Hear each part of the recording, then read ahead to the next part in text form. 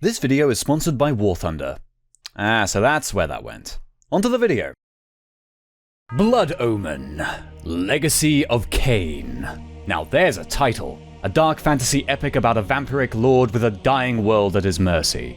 This kick-ass name of a Zelda-style game replaced the working title of Pillars of Nosgoth and was very nearly a 3DO title due to the publisher's close ties with the 3DO company.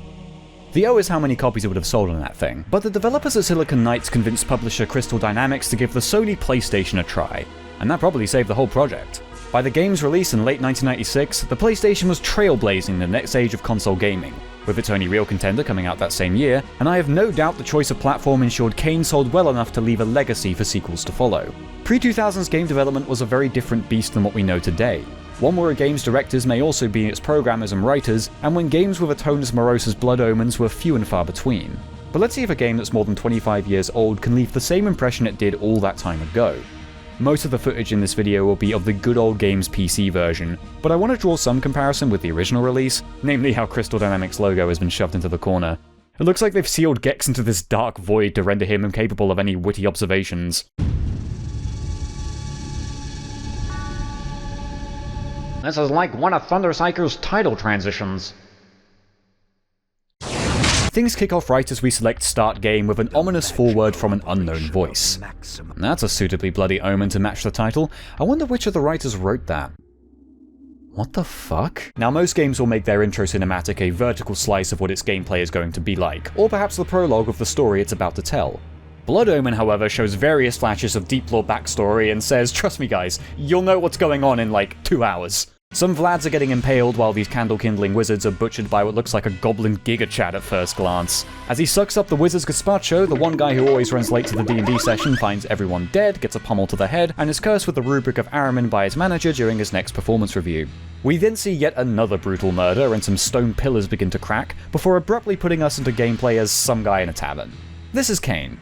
He's had nothing to do with any of this at this point, but I like to headcanon that what we've just seen is a weird history lesson he's drunkenly rambled at the bartender. Tavern's closing! Alright, well I'm just gonna take a walk to sober up and...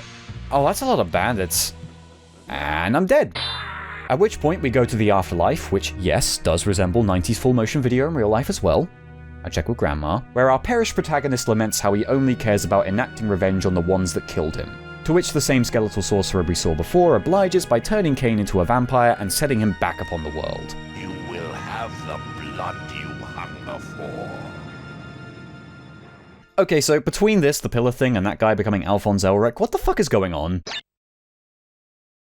The state of the world in Blood Omen is largely dependent on the Pillars of Nosgoth, a structure that reaches infinitely into the sky and the earth and comprises the 9 elements that define the world at large. Each pillar has a guardian with an affinity based on the pillar chosen for them, some of which we can see being decimated by this guy in the beginning. Malik, the sworn protector of these protectors, is punished by the surviving column custodian Mortanius to serve them for all eternity. It turns out he's pretty bad at his job even without his flesh, as another guardian, Ariel, is also killed many years later, and her boyfriend, who I kid you not is called Nutraptor the Mentalist, gets so upset that he turns the other basalt babysitters mad, corrupting the pillars in the process. That's when we cut to Kain, a nobleman who is murdered by hired thugs and resurrected by Mortanius' necromancy as a vampire, letting him get revenge pretty quickly thanks to his newfound vampiric strength letting him swing his sword more than once every fucking century. But as is expected from the curse of vampirism, Kain is in pain whether he's in sun or in the rain, and travels to the pillars to ascertain if a cure can be obtained or if the strain is gained in vain. He meets the spirit of Ariel, who commands him to kill every surviving pillar man, including Nutraptor and Mortanius, to reset the pillars and grant him peace. It's a journey across Nosgoth, assaulting the lands carved out by the Guardians, finding allies in unlikely places, and even assisting the last noble human kingdom against a horde of heavy metal album larpers from the frozen north. Now where have I seen this before? You can tell this was a passion project of its creators, packed with some really fun dark fantasy flair which could only come from writers who love to make worlds so wonderfully bleak. And boy is it bleak. Life in Nosgoth fucking sucks, with every village hiding a dark secret or caught under the long shadow of a guardian's demented ambitions, with immense suffering cast upon humans of the land which Kain isn't even out to remedy. Kain himself is an arrogant, callous, and spiteful man who would only do a good deed if it served to free him of the curse of vampirism. And it's hard to say how much of this was always a part of him when he seems to revel in the pain of others. I couldn't help but smile. Someone else in this world was suffering more than I. The world around him is so twisted that even as a monster that preys upon the living, his quest to murder the rest of the Guardians and wipe the slate clean is probably the nicest thing anyone could do for Nosgoth at this point. There's a whole lot of world building done for this one game, so much so that the story gets a little convoluted for the simple set of events it's there to contextualize, and some characters seem a little daft because of it. It's not quite clear if Mortanius was in on this master plan to restore the balance, given he's on the chopping block if it goes ahead, or if he simply revived the guy who would later try to kill him just for the hell of it. But that's my thing, I love doing that. Malik is pretty awful at his one job. Hell, I think I did his boss fight in one try, which was very disappointing given he's more prevalent on the back of the box than Kain himself. An eternity of midnights. Yeah, that's a pretty midnight right there. Oh god, cut the commercials! This video is sponsored by War Thunder, the free vehicle combat game of land, air, and sea on home consoles and PC. Find yourself at the helm of some of the most authentically recreated tanks, ships, helicopters, and planes from the 1920s all the way to the present day. With in-depth customization, dynamic vehicle damage models, and multiple ways to play between the simulator mode and the smooth and simple arcade matches, War Thunder is easy to pick up and enjoy, with a 70 million player strong community with a shared passion for military history. War Thunder is free to play on PlayStation, Xbox, or PC now, and whether you're a fresh-faced cadet or a returning veteran who hasn't played in 6 months, you can collect a bonus through me. Get the Eagle of Valor Decorator, 100,000 Silver Lions, multiple premium vehicles, and 7 days of premium account access when you sign up through my link in the video's description or pinned comment. Grab this deal while it lasts, because that Eagle takes flight soon. The most immediate thing you'll notice upon picking up Blood Omen is how it feels to control, and it's a pretty steep hurdle to overcome at first. The best comparison I can make to this game would be one of those top-down Zelda games, but something like Link to the Past generally feels better to control. You at least get the illusion of speed from Link's little skittering feet as opposed to Kain's power walk. Movement is very sluggish with any control method, and making a weapon attack or action is committing to wherever you're standing at that point, which combined with hit stun makes some awkward situations where you're thrown around by certain obstacles. But these rarely slow you down when every red-blooded thing around you is an opportunity to recover your strength. Kain can replenish his health by bringing his enemies down to their last hit and slurping up their innards at surprisingly long distances, which is a great way to reward you for successfully taking down an enemy that isn't just dropping money at your feet. Sucking on everything like a horny mosquito isn't the best idea though. Feeding on other undead will outright damage you, while certain monsters are just as rotten on the inside as they seem outside, so you may be fucked if you chug the monster energy drink. You'll often find that life is a finite thing in the towns and dungeons of the game world, as even the unfortunate souls chained up as glorified hamster feeders will only return as ghosts of who they once were. There's an unspoken importance in managing your surroundings carefully, for a greedy vampire that feeds just for the hell of it is one that shall find a dying world has little life to spare. Unless it's bandits, those seem to grow on trees out in the fucking woods. Making Kain a vampire and having feeding be an integral mechanic was a really inspired choice to let you recover from fights in a way that isn't just making enemies drop a floating heart or something. There's subtler parts of his vampirism that come into play too, like his health slowly trickling down or rain hurting him, but I think my favourite comes from the way towns are handled. Usually in these kinds of games, these are places to trade and get little side missions for helping people, while pillaging them of all their worth if you can get away with it. But in this game, you're a fucking vampire. Take what you want, plunder everything, and butcher anyone who gets between you and your mission. I am a god amongst men! Tremble before Kain's wrath! CNC video when. As a fledgling vampire, you don't start with everything at your disposal from the moment you get out your coffin, so the game reflects Kain realizing his potential with item pickups. Being thorough while wandering the countryside, skulking caves, or delving into dungeons makes you more likely to find blood vials to store all the blood you've been drinking, or runic prisms for your magics. Kain has access to a multitude of Kain has access to a multitude of spells to take on distant enemies or protect himself, such as mind control, lightning bolts, a deflecting shield, and instant spirit death. Oh my god. My personal favourites were Inspire Hate, which makes all enemies on the map fight each other instead of you, and Blood Shower, instantly draining the blood of all enemies on screen, and yep, this was broken during the last few levels. The main drawback is that magic takes a long time to come back naturally, though in many dungeons you can actually drink the blood of your already dead enemies to restore mana. The magic meter is also used to maintain different forms Kain can take on during the game, such as Mist to travel running water unharmed, a commoner to split past the simple folk unscathed, or a bat to fast travel. There's also the wolf form, whose main purpose is curiously to jump across gaps and up mountains, though I mainly used it to rush past places I didn't want to stick around in. Its attack does decent damage too, but it's far more effective to use one of the weapons Kain unlocks over the story. the flame sword for a quick barbecue, the mace to turn just about any human enemy into a smoothie in 2 hits, or the double axis if you want to make like a Beyblade and let them rip. But the real coup de grace gets served by the immensely powerful Soul Reaver, which uses your magic bar at a crazy rate, but they named the fucking sequel after this thing for good reason. Using energy banks to hop Kain up on magical caffeine while using this thing is a legitimate strategy by the end game, but much earlier on when you don't have the Dr. Manhattan sword, there's plenty of other items to use should you run out of magic. These pickups may simply restore your health bar or cure you of poison, but in most cases they'll help you end your enemies in utterly brutal fashion, such as implosion, instantly rotting flesh, throwing a Krull blade, or summoning Exodia. There's also a neat feature where so long as you have one of your healing items equipped, you'll come back with a little bit of health so you don't lose any progress while whittling down a boss's health bar. The Heart of Darkness. Swapping through all these options to get to the one you need at the time can bulldoze the game's pacing though, especially in the PlayStation version, but getting these items means exploring the world of Nosgoth is encouraged and often necessary, with some sections requiring a specific spell or weapon in order to progress. Should you have a keen enough memory, taking your new tools back to previous areas can net you some bonus loot to help you in the long run, and you're often rewarded for going off the beaten path with your vampiric forms and taking care to observe the day and night cycle. These moon gates block off some pretty powerful secrets under the light of the full moon, such as the spirit forges which drain you of nearly all your health in exchange for a glut of powerful items, and thanks to your ability to feed off opponents, a careful Kain can sip from the vein of the vein to maintain insane gains. I gotta stop writing lines like these takes are killing me. Although they're not numbered, Blood Omen's areas are all reached by the player at a specific order to be built around the toolset the player has access to at that time.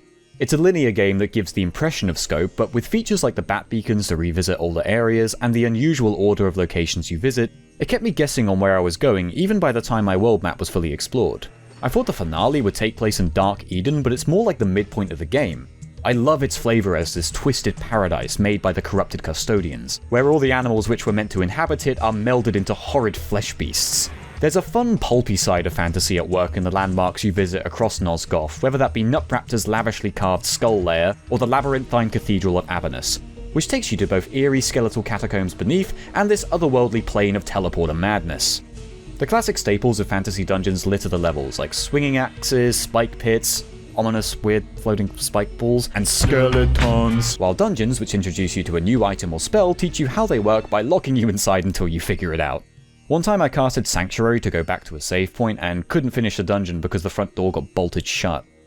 Speaking of, Kain can teleport back to his coffin for a little nap, which isn't really much of a sanctuary since it's just a starting dungeon. There's a dude with a shovel in here and he's very violent. It would have been cool if this place had vampiric thralls under his command, kidnapping peasants for you to feed on so you can get there and heal up before going into another dungeon.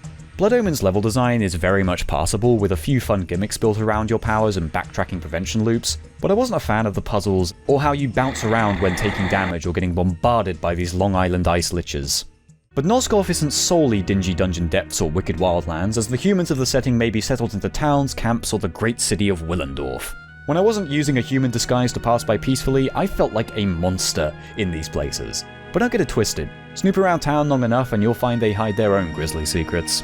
Ah, so with this kind of brothel, huh? Traveling the roads to get from A to B is incredibly dangerous. For just you, presumably. You'll be swarmed by enemies often, which is often a sign that in the next 10 minutes you're gonna get a new weapon to make the game far easier. But before you get these, you really feel like a harmless whelp rather than a fledgling vampire. Seeing these big swarms and going, yeah, well, hey!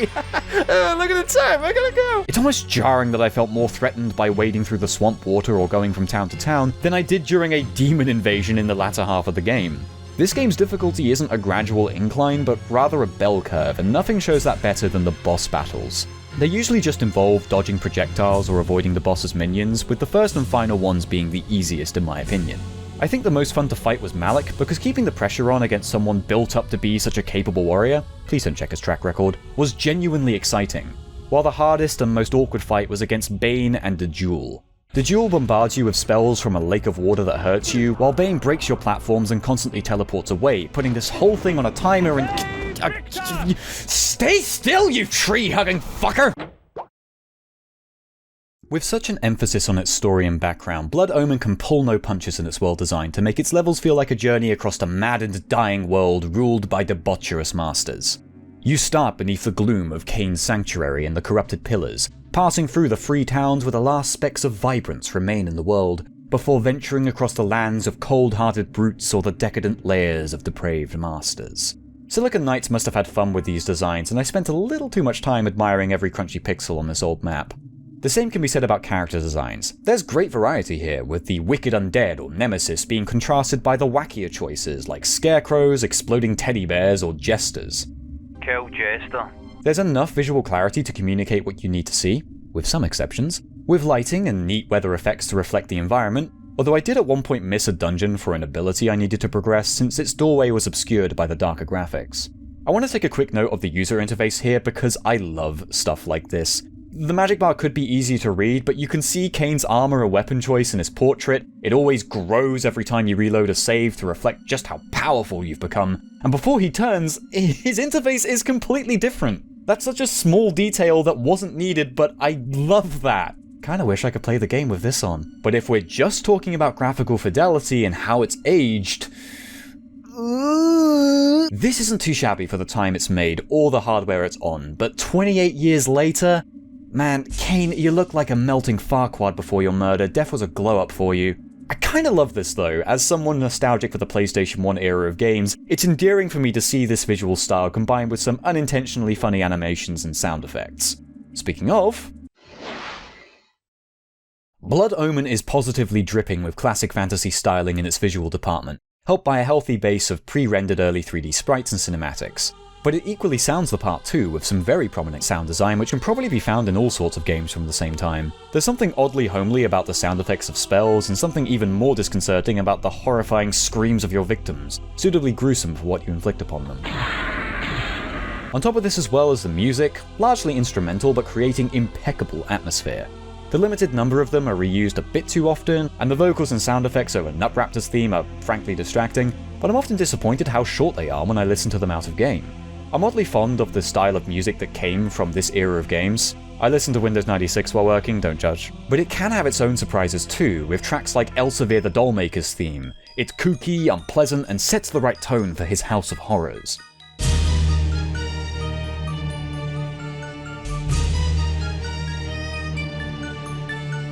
These are all pretty baseline for the time, but what certainly stands out for a game like this is voice acting. That isn't to say it's perfect across the board, mind you. I think this villager is hamming it up a bit too much. What has become of the Lion of Willendorf? Who will protect us from the Nemesis? I mean that more towards the main characters, many of who steal the show. Call your dogs! They can feast on your corpses! These guys are pretty damn good, especially Simon Templeman in the lead role of Kain, narrating his inner thoughts as you encounter landmarks and key figures during the game. His cackle as he strikes his opponents down is delightful, though I can't say the same for his battle cry, which gets very distracting very quickly. Save Victor! Save Victor! Save Victor! Picking the right person for the role was apparently really important for Silicon Knights, and I admire that level of consideration at a time where professional performances in video games were rare. And hell, it won Blood Omen a Game of the Year award at the time, so congratulations, Kain! Your verbosity won you critical acclaim, which is more than we can say about Bubsy that year. All right, and the award for Best Leading Role of 1996 goes to... Kain. Oh, the Academy rigs the awards every year! As someone who jumped into the series for the first time this year with this game, I feel a little bad saying this game surprised me when there's a lot here to love. Being a very different genre from its sequels, I expected it to be a black sheep that got the ball rolling for better games to follow, but this was a fun little romp into a game which stands out next to its other major contemporaries. There's a lot of events in the game I've avoided speaking about, and that's because I think it's worth experiencing this for yourself. If you can adjust to the stiff controls and the inconveniences in places like weapon switching, Blood Omen is a surprisingly easy game to pick up and play with a neat twist on its genre and a story that kept me guessing. Now if you're going to buy this, which version should you pick up? The PC version. By a country mile. Load times are non-existent on modern hardware and you can get it for just over £1 sometimes on good old games, while my PS1 copy cost me £40 for a version with significantly worse game flow. So if you ever want to visit a dark, compelling world with an engaging protagonist, or have an itch that can only be scratched by a sword and sorcery story, you can do far worse than Blood Omen. The beginning of the Legacy of Kain.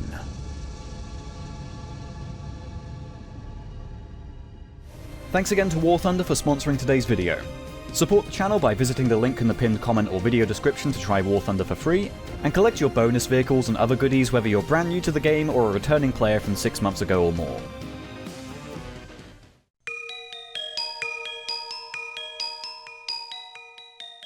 If you were reborn into the old world, what species and nation would you want to be a part of? I don't know, I'm gonna say dwarf. I could sit in a mountain running pen and paper games all day. If we're talking about Kain, what's the worst Circle of 9 boss to fight for you? Bane. He drives me insane. You ever heard of Crimson Skies? No, but given I sunk my teeth into Ace Combat a little while ago, maybe more flight games will be good for me. What is your favourite Spartan armor set from Halo? I've been Mark V for life since day one. I've always loved this stupid helmet.